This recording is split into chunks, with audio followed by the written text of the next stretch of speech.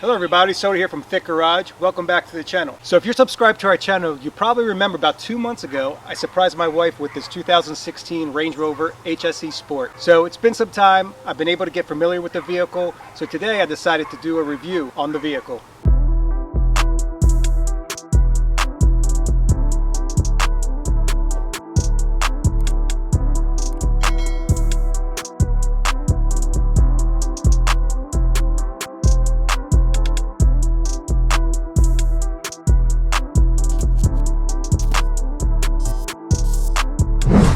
So this 2016 is a 3.0 liter V6 8-speed automatic transmission. Now off the lot, she comes with 340 horsepower and 332 pounds of torque. This vehicle comes with a 255/55/20 tire, giving you a 20-inch wheel. Now these vents here, they are sharp and they're not just for looks. These are functional on both sides. Let me pop the hood and show you.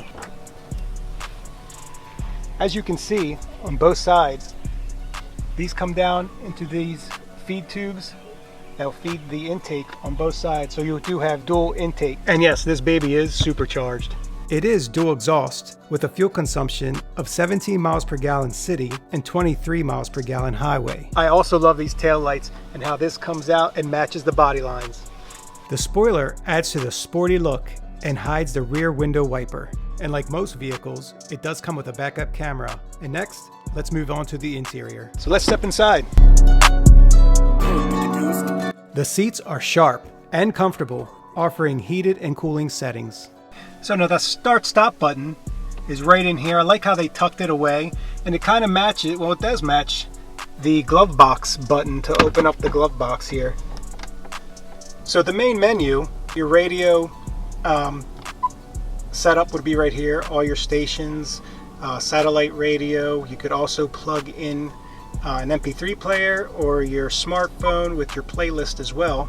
Your climate control for your seats. You have your navigation. Also, you have different cameras, 4x4. Let's hit that there. It gives you some information. Auto parking aid. It's off right now, but you can activate that as well. Another cool feature is this valet button. You could put in a code to enter a valet mode, so if you are getting valet parking, they're not messing with your settings. Here's the rear view camera. The quality is very good. You have the take me home button here. If you're somewhere you don't know how to get back home, it'll pop up the navigation and assist you from there. You have all your audio settings, navigation, point of interest near current position, iPod. You turn the screen off if you like, and just hit it again and it'll come back on. So in control apps, you can connect your device, which is in the center console. We'll get to that area here shortly. So another option when you're backing up into somewhere and the cameras are picking up something close by, if you don't want to hear that beep noise, you would just hit this button right here and it would turn it off. As far as the climate controls here, now the climate controls are very simple to use. The center one here is the fan speed, and each side has individual climate zones. Now if you push it for heat, you turn it to the right, and for cooling, you would turn it to the left. You can also access the seat climate if you hit those two buttons, and you can control them from there as well. You have your CD player button right here, your power button over here for your radio. Now the gear selector reminds me of the BMW, the way it's designed, and also kick it over when it's in gear to sport shift mode. Center console area also has this 2-cup holder area with a 12-volt charger. It's not a cigarette lighter. Now the center button, if you push it, it does come up and you can select the different terrains. Here is the normal setting. If I click it over one, it takes you over to grass, gravel, and snow. One over again is mud ruts, and over one more time is for sand, in case you want to get on the beach. Also, here's your auto start stop. If you don't like your engine kicking off at a stoplight, you can turn it off from here. You can also raise and lower the truck. It is on air suspension.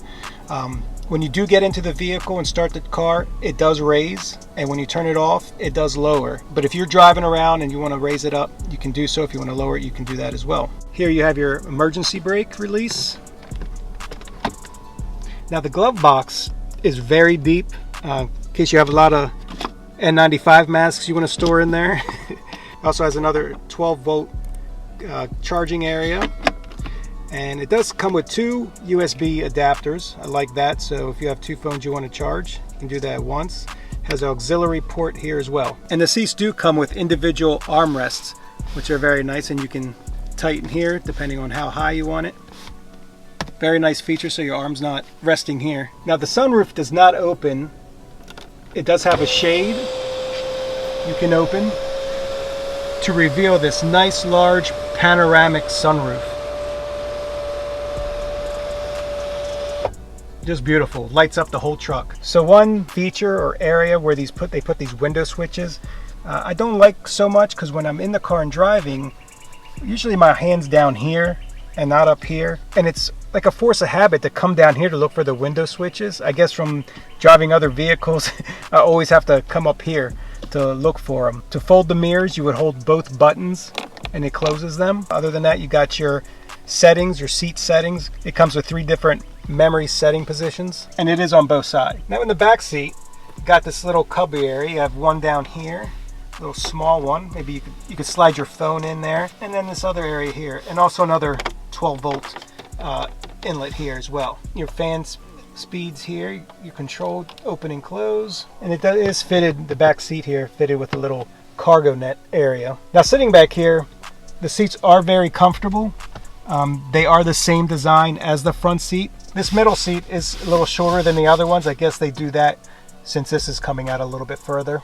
Put this down here. You have cup holders here, little cargo area here. Now another cool feature is these are tap. They're like touch. You don't need to push. That's pretty cool. Also, the 2 back seats have the lock and unlock buttons as well. And also you have your speakers here, and the sound system is awesome. Now the back has a decent amount of space, and the seats do fold down. There's a lever on each side of the seat to lower them as well. Over here you have another 12-volt, and below here you have your spare and your jack, and you also get a tow hook as well. To close it, you have this button here.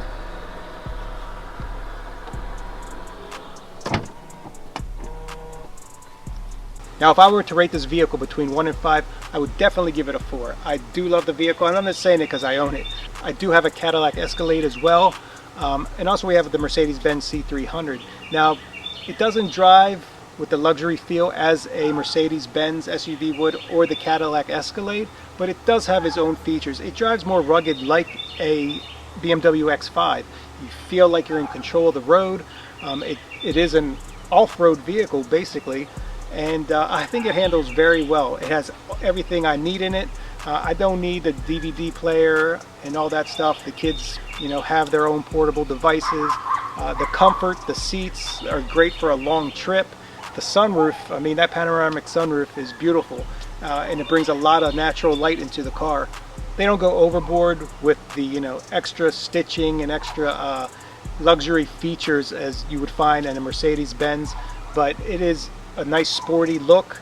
It does have very comfortable seats, and family loves it, I love it, and most importantly the wife loves it.